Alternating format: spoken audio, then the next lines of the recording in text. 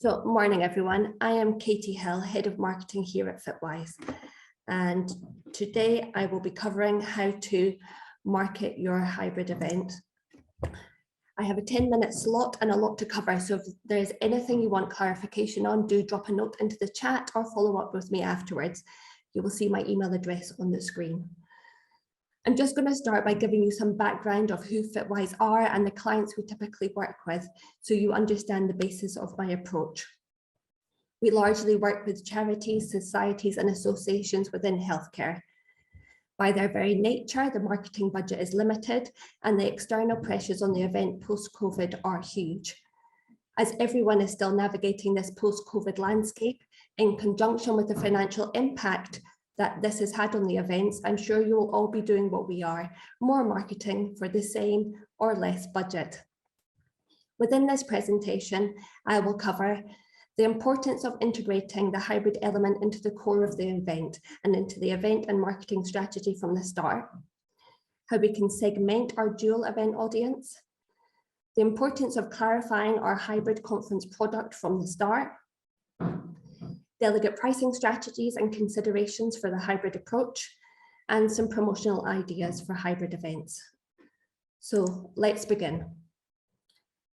Firstly, we're just going to look at the importance of integrating the hybrid element into the core of the event and into the event and marketing strategy from the start.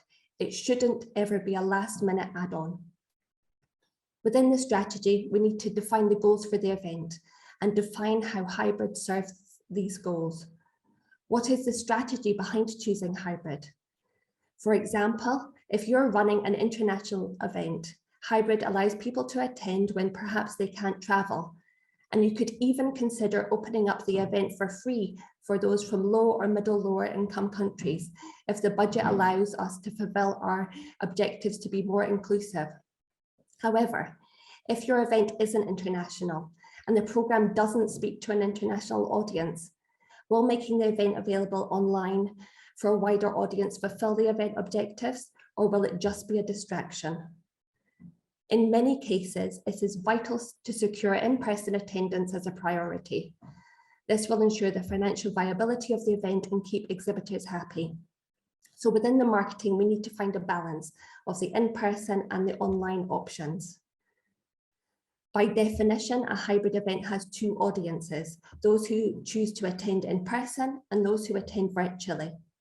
We need to understand the motivations of both these audiences and recognize this in the marketing strategy as well. Which brings us nicely into how we can segment our dual event audience.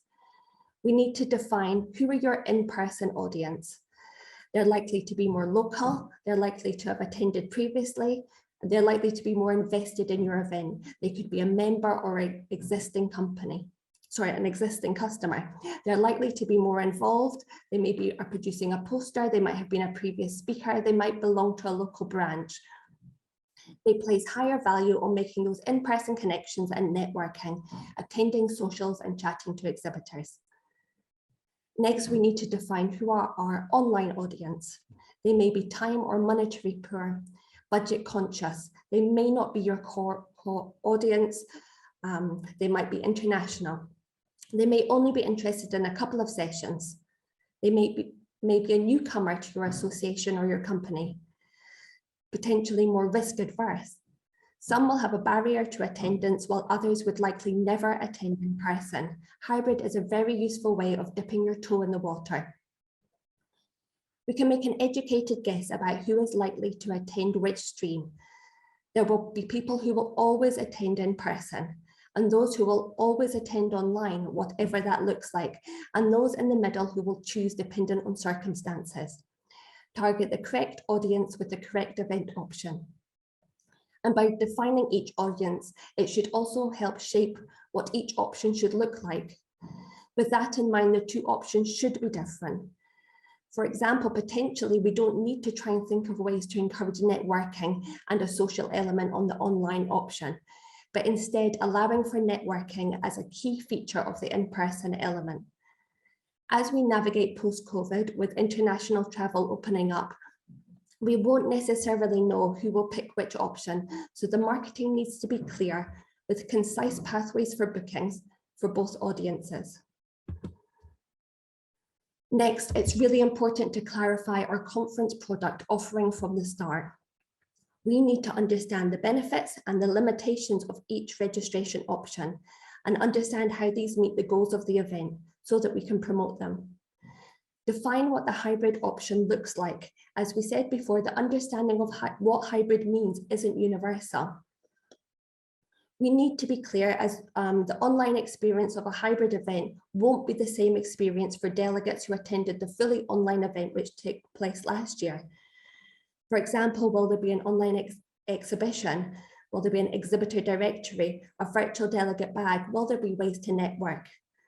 Will physical and online delegates both get access to the presentations at the end? Are there any exclusive benefits for either? For example, could the online delegates have access to interviews or a live stream from the exhibition from a host? Think about what the hybrid element adds for the sponsorship options. We're not diluting the commercial audience with the online delegates. These are different audiences with additional benefits which need to be defined. If we understand and decide these things from the start, they can be clearly and fully communicated to potential delegates and sponsors. This is new. It needs to be clear. Don't run two identical events. As I said on the previous slide, they should be different. Communicate that and set expectations for your audience, your sponsors, and your exhibitors. Here is a real life example which I felt illustrated this well, not a Fitwise event, I hasten to add, from an exhibitor prospectus. It shows the importance of defining those benefits and spelling them out clearly. This is what your physical audience will receive. This is what the virtual audience will receive. And as a sponsor, you will have access to both. Of course, what each option means is further defined within the document, but it gives a clear snapshot of the benefits. As many of us are still finding our feet with what hybrid looks like post-COVID, it is good to see what others are doing. So do follow your competitors and see how they are promoting things and what they are offering. One size doesn't fit all with hybrid, and sometimes it will be a case of trial and error. Next, we're going to look at pricing strategies and considerations for hybrid registration options. Whatever the event looks like, there needs to be careful pricing strategy which draws from their event objectives. We need to balance the physical and the hybrid options. So go back to the event strategy. If the need is to prioritize the physical, we can't make the online price too appealing. With that in mind, if you need people to come and budgets are tight, don't be scared to charge a premium for online registration. By doing that, you'll be saying, we really want you to attend in person, but if you really can't attend, there is an online option. Develop the habit of continually examining and re-examining delegate fees, taking into consideration previous pricing levels, the wider market, the event strategy, what is being offered, and how are you positioning your event? And look at your pricing options. Variety is the spice of life, or is it? Think about the range of pricing options that seem to evolve and grow over time. Member, non-member rate, early bird price, trainee, student, consultant, one-day full conference, and then to offer all these options as an online option so it can double the choice and things become overwhelming for your potential attendees. Does a more simplistic pricing offering make things simpler, make the communication more straightforward and the offering easier for delegates to digest and pick? Flexibility is key without being confusing. And finally, we will look at key promotional ideas for hybrid. As I said in the intro, many of us are doing more with less budget, so we need to be smarter. As with any event, irrespective of whether there's a hybrid element, continually evaluate your promotional plan. Make sure that you're monitoring return on investment and stop doing the things which aren't providing that ROI. Understand that hybrid adds a level of complexity, so clarity is key. The branding should be clear. If there's a dual offering, make that very apparent and clear throughout. The branding, the website, the communications. It should feel like one event, keep the look and the feel consistent. Personalize your communication based on your likely delegate profile. Target both audiences throughout so that nobody feels sidelined. Both sets of delegates should feel part of the event and should be able to take part. It should be engaging for both audiences. However, what this means can be very different. And make sure there is a clear call to action on all collateral.